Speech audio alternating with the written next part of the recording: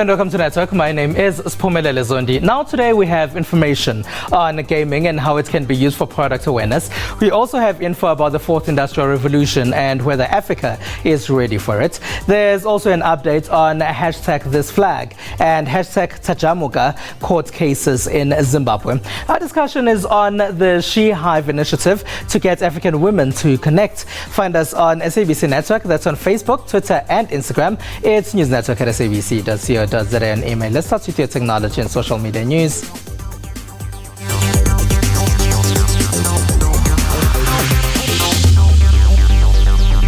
Gaming is now being used for various purposes that include education to create a product awareness, and it is also a massive spectator sport. The African Cyber Gaming League Overwatch Festival is starting on Wednesday, 15 February. With this big gaming event coming up, we tried to find out from some people on why they play video games. Gaming has become a big business. There are even gaming tournaments nowadays, like the upcoming African Cyber Gaming League Overwatch Festival. Recently, MTN hosted its MTN Games Boost Challenge, where their customers were playing various online games over a period of 8 weeks. And the winner walked away with 400,000 Rand just for playing video games. I like games. I play a lot of games most of my life. I cannot believe it. It's perfect for playing a game, yeah. In a different part of Gauteng, we caught up with a 10-year-old Fiso Kasa. He was playing video games at the virtual reality arcade in Midrand. He says for him, gaming is for education purposes.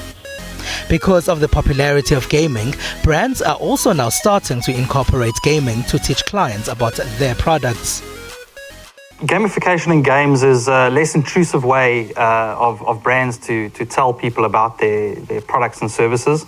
If people don't think that they're being marketed to and they think that they're having fun and learning about a brand's product, then they're more likely to engage, especially if they're getting rewards for engaging with a brand's product or learning about a brand's product, should I say. We've recently run a campaign for MasterCard where we built a game around their new product called MasterPass, which is a mobile app, and that game that we created ended up in over 300,000 downloads of the app. While people play games for various reasons, it has become a multi-million rand industry. Those who feel they are brilliant gamers on computers, PS4 and Xbox One, can compete at the African Cyber Gaming League Overwatch Festival. Zimbabwe, #ThisFlag founder Pastor Evan Marire has been released on bail. He had been arrested when he returned from exile. #ThisFlag successfully called on Zimbabwe to stay away from work in 2016 as they were protesting about economic hardships. At the same time, #Tajamuka leader Promise Mkwanazi has said he is going back to the Constitutional Court. He had initially gone to court to argue that President Robert Mugabe violated the Constitution and is therefore unfit for office. This case was dismissed by Zimbabwe's highest court a few days ago. In the court papers, Mkwanazi said that the Zimbabwean president had failed to uphold the constitution during the political unrest last year. He says he will now appeal the court ruling. Let's listen to what Marire said after his bail release and to what Mkwanazi said outside court when his case was thrown out. The second agenda was to show that President Mugabe can and should be challenged, as we did in court today, and will continue to be challenged in the future. And also to show that leadership of our country must be answerable to the law and to the citizens of the country. And that's what we sought to achieve today. We believe in the soundness of our constitution. We believe that there is a very strong case and very strong evidence of the violation of the constitution by the president. And that explains why the judges chose to go the technical route rather than look at the merits or the demerits of the case. It's good to be back home in Zimbabwe. Chinhu chinofadza kuti ndive ndadzoka kunokumba kuZimbabwe. As many of you know, I returned to Zimbabwe last week on Wednesday. Semataura ndaigara ndichingoita, as I always said that I would be back home. Chinhu changa chakandikoshera kuti mhuri yangu ive yakachengetedzeka. It was an important thing that my family be safe, and I'm glad that they are safe. I'm sure, Manzwa, you have heard by now that I was arrested. I spent the last 8-9 days at Chikurubi maximum prison. Ndanga ndiri kujere kuchikurubi. Uko ndanga ndaiswa nemhosva yandisina kupara. I've been arrested on a crime that I did not commit. As Zimbabweans, it's important for us to understand that citizens that have committed no crime should never be afraid to participate in building their country. Kana munhu asina mhosva yakapara usatya kuvaka nyika yako. And so that's why I'm back, and I'm glad kuti ndakatambirwa zvakanaka. Thank you for your support. Thank you for your prayers. Minamato yenyu kundimiririra, kundireverera kwamanga muchiita. I thank you. Manga musingaitiri inini. You were not just doing it for me. You were doing it for Zimbabwe. Mamuchitira nyika yedu. You were doing it for your family. Mamuchitira vana venyu. Mwari vakuitire zvakanaka. Over the next few weeks, I must be reporting to the police my bail conditions. My passport has been handed in, and I report to the police twice a week kuti vazive kuti ndiripo, so that they know that I'm not running away or going anywhere. The fourth industrial revolution is currently underway globally, but it seems some Africans are not even aware of it. Our producer Boitumelo Gasa asks if Africa is ready for the fourth industrial revolution. Industry 4.0, my guy, I don't know it. Like, I've never heard of it. This is my first time hearing about it here from you, so I don't know. Industry 4.0. Revitalizing industry in the city is my only guess. Those are some of the people we spoke to about the fourth industrial revolution. Whether you know it or not, the world is going through a new massive tech revolution at the moment. This time it's called Industry 4.0, and most of us are using its tools. But the big question is Africa ready for it? In many ways, you know, if you talk to Africa, talk to other emerging markets, there's this sort of concept of their ability to be able to sort of rapidly adopt new technologies, new ways of doing business, because there's nothing impeding them. You remember going back to the early 90s, there were more cell phones in or more fixed line phones in Manhattan than there were across the entire African continent. Yeah. You know, 15 years later, there are more cell phones in Africa than any other part of the world. Yeah. So because there was no impeding infrastructure, we were able to leapfrog the status quo, look at new technology, go, that solves a problem. There was nothing standing in our way, so we adopted it and we ran. But some do not agree. The readiness of Africa as a continent, and I would say and its people, for the fourth industrial revolution is really a complex answer that I will give you, because in one part of the continent you find people who are ready and highly advanced. In another part you find people who are not. But in the main, the majority of our people are not even aware that we're going through the industrial revolution. Africa is known as a mobile-first continent. You find more people using smartphones here than elsewhere in the world. But the continent contributes less to the revolution. There are a number of things we need to do as a country. We need to start doing things, and most of them, which I'm very happy about, are also encapsulated in the ICT white paper by the Department of Telecommunications and Postal Services, because there are critical steps in there that are aimed at, as an example, to deal with issues such as spectrum and many other solutions that government is going to be delivering. But as industry, we have a role on our side to say, how do we contribute towards this fourth industrial revolution? But as we found out on the streets, many don't even know what it is to properly contribute towards its development on the African continent. I don't know what it is. No. I don't know what it is, but I guess it's like maybe a clothing industry or something. I have no idea what that is, and I would assume it's some program, or so it just sounds like some program, yeah. So, it would seem a lot of Africans still need education on how the fourth industrial revolution can change their lives and their continent. A French politician has put a technology spin in his presidential campaign by appearing in two places at the same time as a 3D hologram, and a lost wedding dress is found with the help of a Facebook video. These are some of the stories that made tech headlines in the last week. Two rallies with 400 kilometers in between, and one candidate. Far-left firebrand Jean-Luc Mélenchon embraced technology during the launch of his presidential campaign at a rally in Lyon on Sunday, with a 3D hologram of him making his speech appearing at the same time at another rally in a Paris suburb. Unbelievable. So where am I? in Lyon, and now in Paris.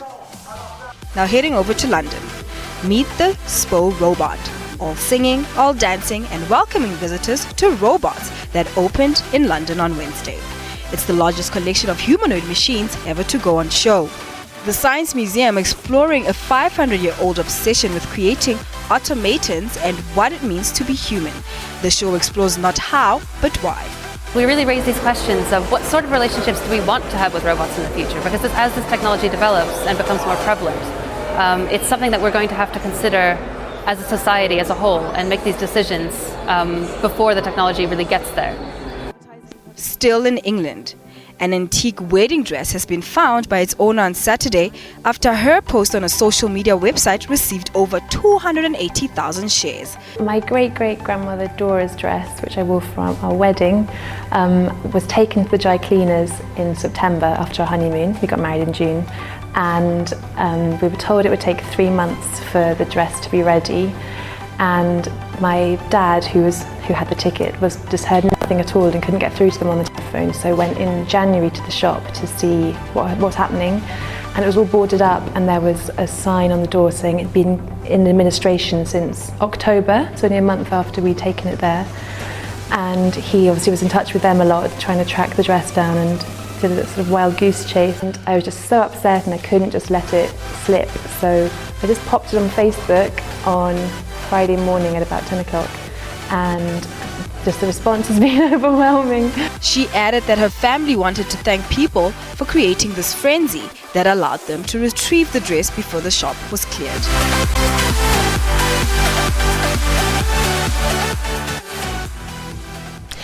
It is SABC Network on Facebook, Twitter, and Instagram. News Network at sabc.co.za and email. After the break, we talk about the She Hive initiative. Please stay with us.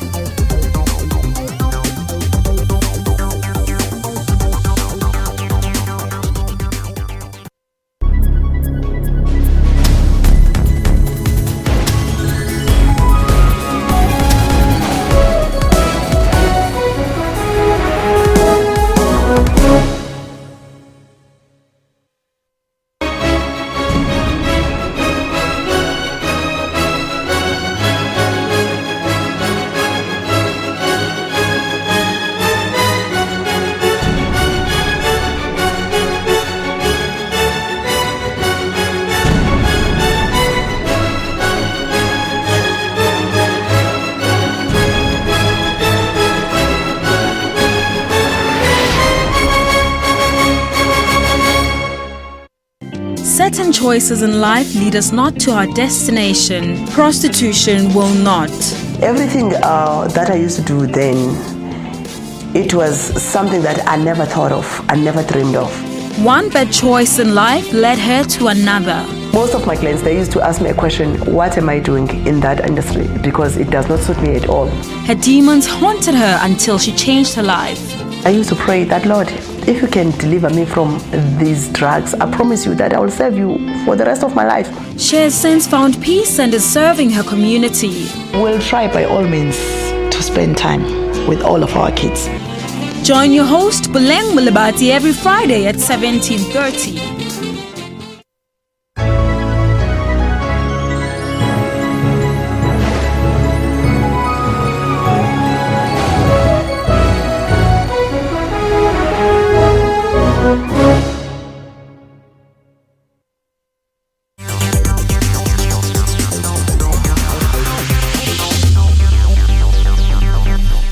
It is SABC Network on Facebook, Twitter, and Instagram. Welcome back. Now, recently we told you about various programs that are trying to get women to get into digital professions. Some, like a Black Girl Code, train women from underprivileged communities in these professions.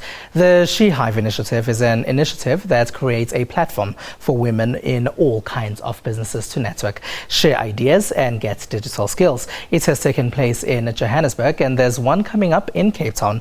Now, joining me in studio tonight is Bentsi-Enchill, who is the head of programs at She Leads Africa. Hello and welcome to Network. Thank you for having me. Now, you are with She Leads Africa. Can you just tell us about She Leads Africa and what it is? So She Leads Africa was founded by our co-founders Ifwa Osei and Yasmin Bello Osagi. They realized that we weren't seeing enough African women in positions of leadership positions. So we basically work every day to try and ask questions like, how do we get more African women into positions like CEO and CFO? How do we allow entrepreneurs to build more innovative and scalable businesses? And so far we've built, in the 2 years that we've been running, we've built a network of almost over 200,000 African women, and we're very proud of that. Now, why did you decide that you needed this to be specific to women? Because, like I said, we don't see enough women in positions of power. We're not seeing enough women in leadership positions like CEOs and CFOs. And we're also realizing that in some cases, businesses don't necessarily realize the importance of that diversity in these positions of power and what it can bring to, in terms of diversity, in terms of in terms of the value that we see in what having women in positions of power really means. And we need to be able to get more women in these positions so that not only is there diversity, but we can actually show that women actually creates not only businesses for other young women, so that they can also be in these positions as well. So that's important. And from that came the She Hive initiative. Yes. Yes, so the She Hive initiative is basically a 4-day boot camp, learning boot camp for women who want to be connected to other women who have been successful. So for the last 4 days, we've just ended our She Hive Joburg event. Today was our last day, and we've had speakers ranging from Sheila Fari, who has managed and run 6 PR companies and businesses. So she spoke very eloquently about the importance of branding, the importance of personal branding, and when to know how to start looking for help in terms of how you brand on social media, using websites, using Facebook, Instagram, Twitter. We've also had the youngest partner of McKinsey, the global firm McKinsey & Co., who spoke very eloquently about why it was important to have women in these positions of power. And so we'll continue to have these She Hive events. We've had 7 so far. We've had one in Accra, Ghana. We've had one in Lagos, Nigeria. We've had one in Abuja, and we've had one in Johannesburg last year as well. And so this is our 2nd time in Johannesburg, and next week we'll be in Cape Town. Mensma, if you can just tell us about the importance of having these all across the African continent, because you could have had one maybe just in Accra or just one in Abuja and not have had several across the African continent. So we want people to make sure that women have access. So every time we have a She Hive, it's really important that our speakers are able to speak to the women in those locations. So we try and make it relevant for women in those cities. So not everybody who is working currently in Lagos might necessarily need somebody who's speaking about the markets, for example, in South Africa. So it's important that we're able to find speakers who speak to relevant issues that are happening in those cities, and so that's relevant for the young women who pay to come for these events. You also mentioned that there are digital skills that these women gain from those events as well. Why the inclusion of those digital skills, and what digital skills are they? So it's very clear that the world is changing. Everything is happening online. It's really important that people know how to, like I said, market themselves online, brand themselves online, know how to use Facebook as well as Instagram, Twitter, Snapchat. There's so many young women who are doing so well just using and being able to sell products online. And so that's really important that African women can compete in some of these avenues, online especially. And so that's why digital marketing is extremely important moving forward. You have one event coming up in Cape Town pretty soon. Yes, we do, and we're really excited. It starts on the 16th, so I'd encourage everyone to go to our website, chiliesafrica.org, to sign up and join. So it's a 4-day boot camp, like I said, starting on the 16th and ending on the 19th. You spoke about what happened at the Joburg event. So all in all, would you say that you were happy with the turnout? Were you happy with the interaction that was taking place over there? There was a lot of interaction. We had over 100 people that came for She Hive Joburg, and so far all the feedback has been very positive. The speakers were very engaging, and I think everybody learned a great deal from them. We have companies who are so excited to work with young women. So Dark and Lovely, for example, have been major supporters of ours, and obviously really believe in the Dark and Lovely woman and promoting those skills of beautiful African women. And so they've been amazing to us as well. Bobby Brown, who we call the Swag Assist, they provided lots of goodie bags for the woman who came for She Hive Joburg, and so they've been really helpful as well. And we've had lots of amazing sponsors and people who've been interactive, who've helped our young women and really believe in the platform. She Hive, just quickly, one would think of Beyonce's Beehive. Is that where it comes from? It was inspired by Beyonce's Beehive. The idea is that we keep it young and fresh for the young African woman. All right. Thank you very much for joining us, Mensima. Thank you for having me. All right. Now, Mensima Bentsi-Enchill there is from She Leads Africa. Now, courtesy of MTN, we are giving away the Samsung Galaxy J1A smartphone. Last week, we asked which language is spoken in the parts of Cameroon that had internet access blocked.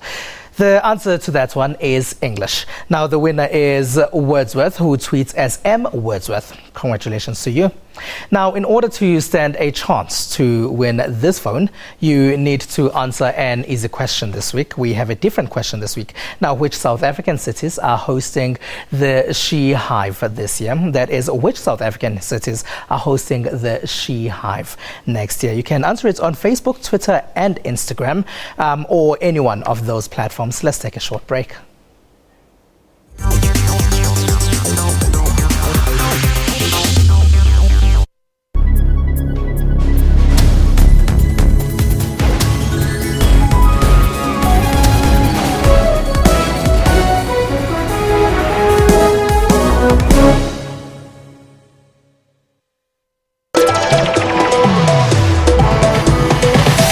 A top 5 rated horse racing event in the world, fashion is a highlight for those in attendance. All decked out in blue and white, the Lomorians Queen Plate is the premier event that kicked off everyone's social calendar. That it was all part of my master plan to cast John Legend but deprive him of his normal instrument and give that one to Ryan. The House of Truth is not just a name. It is a religion. It is a lifestyle. It is a conviction that drives us. What really excites me is how people have kept it very simple and also played with the theme, and how each person has interpreted it in their own way. To stay updated with all the current entertainment news, tune into Trends every Saturday from 12 to 1.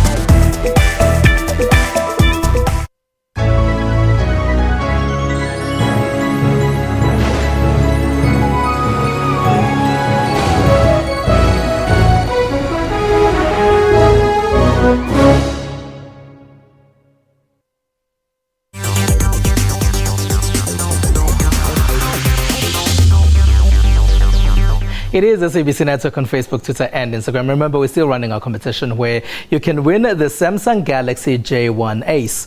And as we told you before the break, last week we asked which language is spoken in the parts of Cameroon that had internet access blocked. Now, the answer is English. And the winner from last week's competition is Wordsworth, who tweets as M. Wordsworth. Congratulations. Now, the phone is courtesy of MTN. In order to stand a chance to win this phone, you need to answer an easy question again this week.